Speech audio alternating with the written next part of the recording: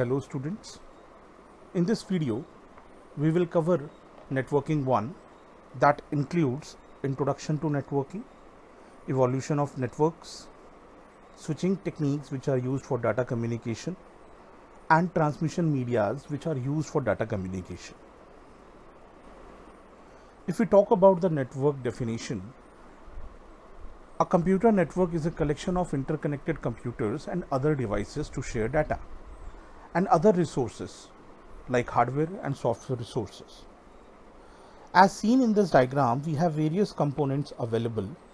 For example, switch, router, Wi-Fi router, and these smartphone, laptops, computers, PCs, desktops, these all are connected somehow to each and every one.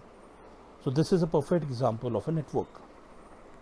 If we talk about the benefits of a computer network, it will include resource sharing. Number 1 is hardware resources. Number 2 is software resources. Now, a network allows user to share many hardware devices such as printers, modems, fax machines, and CD-ROMs. If we talk about the software sharing, sharing software resources reduces the cost of software installation. We can install software on a single machine and it can be accessed by the multiple machines. We can save spaces on hard disk by saving data at a centralized location. Some more benefits of computer networks are increased speed, reduced cost, improved security, centralized software management, emails, and flexible access of data. If we talk about the evolution of a network, so we have to understand these three concepts: ARPANET, Internet, and interspace. Now, ARPANET, which was jointly designed and named by the Advanced Research Project Agency and US Department of Defense, was the first network that came into existence in 1969. As you can see in this timeline diagram, in 1969, that was the first evolution of any network. After that, in 1974, we have further developments in internet. We have virtual communities in 1984. We have proposal for WWW in 1989, and further these are the advancement in the field of network. Next topic is switching techniques. Now, switching techniques are used in three ways. First is circuit switching, second is message switching, and third is packet switching. If we talk about the switching, it is a process of moving data from one interface and delivering it through another interface. The main goal of networking is the reliable exchange of data or information, for which we have to use these switching techniques. Now, first one is circuit switching. Circuit switching provides end-to-end connection between two computers. For example, telephone network connection. If we talk about circuit switching, you can consider a simple example of landline phones. Now, this is phone A and this is phone B. They are somehow connected through an established copper path, which are used for transferring of data. So, a telephone network is the best example of circuit switching. Next is packet switching. Now, packet switch describes a type of network in which relatively small units of data called packets are routed through a network based on the destination address contained with each packet. Now, in this you have to understand that whenever we transfer our data, that data is divided into multiple packets. You can see this packet format. Now, this is a simple packet format. Whenever a packet is being created, it contains this information: destination ID, source ID, message ID, packet ID, controls, and user data. In the second diagram, now this is a sender and this is a receiver, and we have a network available in this circled area. If we are transferring data from the sender, it will choose its path, which is known as virtual circuit path, through which we transfer our data. This is known as packet switching. In message switching, if a station wishes to send a message to another station, it first adds the destination address to the message. In message switching, It does not establish a dedicated path between the two communicating devices. There is no direct link between sender and receiver. This technique is also known as store and forward. For example, if you send an SMS, it goes to the message center number first of all. After that, message center number will distribute that message to the actual destination. In this diagram, we have M1 and M2. If we wish to send data from M1 to M2, we have to use this store and forward method. Now, this store and forward method is basically justified by the servers. These servers have capability of storing the message and sending it to the required destination.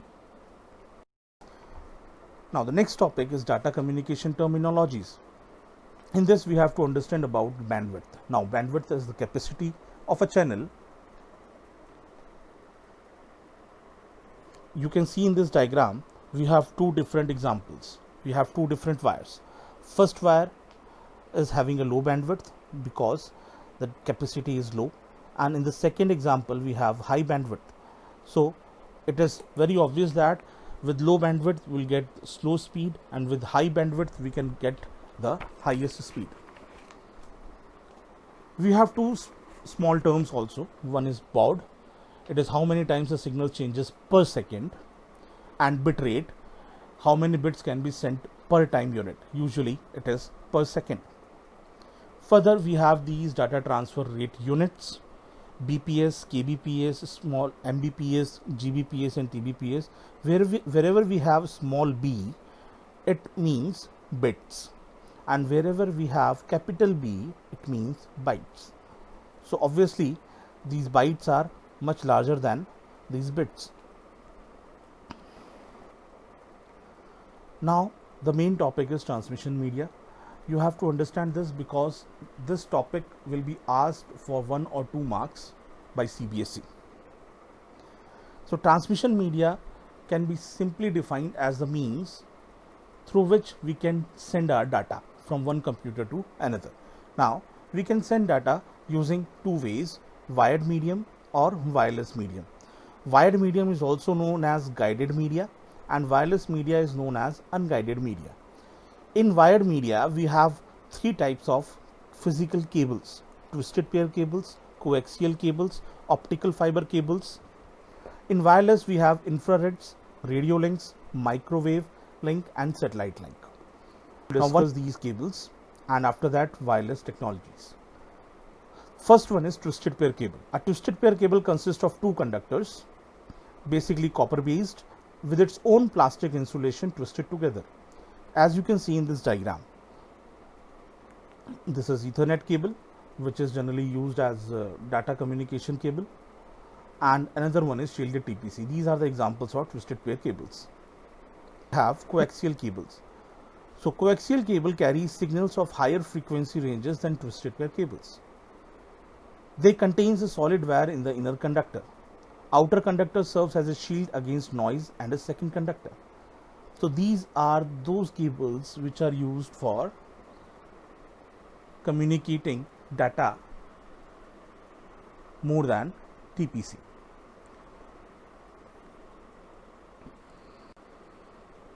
Next we have optical fiber cable. A fiber optic cable is made of glass or plastic and transmits signals in the form of light.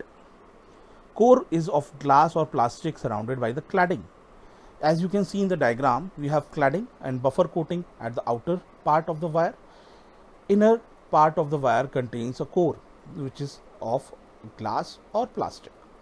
Cladding is a less dense glass or plastic. An optical fiber cable has a cylindrical shape, as we can see in this diagram, and another diagram that contains core in the center.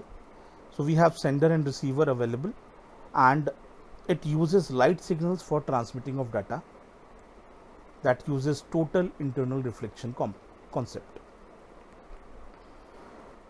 Now this is a very interesting topic. In deep sea also we have cabling. So you can see these pictures that shows how these cables are laid out. So these are simple optical fiber cables which are undersea installed. I want to show you. One more diagram is a map. These red lines are undersea cabling. These undersea cablings is connecting whole world. In unguided media, first of all, we have to understand about the infrared. Infrared is used to send data. It transmits data through air and spread throughout a room. It cannot pass through solid objects. At a time, only two devices can communicate. Its frequencies is between 300 gigahertz to 400 terahertz. It is used for short range communication. As you can see that remote controls, night vision cameras, file sharing between two phones, and communication between a PC and a peripheral device are the main examples of infrared rays. Next we have radio link or radio waves. These are omnidirectional antenna. The frequency is between 3 kHz and 1 GHz. It is used for multicast, multiple way communication such as radio and televisions. Radio waves can penetrate buildings easily, so that widely used for indoors and outdoor communication as seen in this diagram. So these senders and receivers all are connected to this radio tower and they can send data through this radio towers.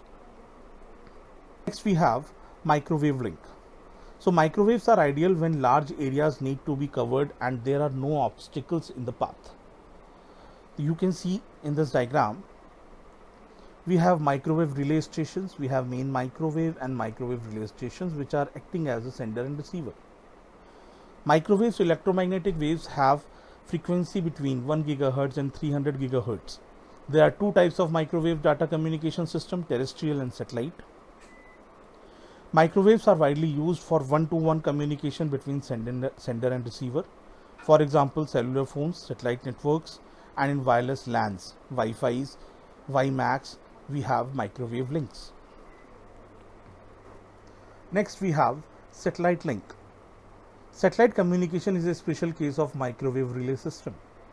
Satellite communication uses the synchronous satellites to relay the radio signal transmitted from ground station. It is used for very long distance wireless communication. It uses microwave frequency bands and frequency of uplink varies from 1.6 GHz to 30.0 GHz. That's all in this video. Thank you.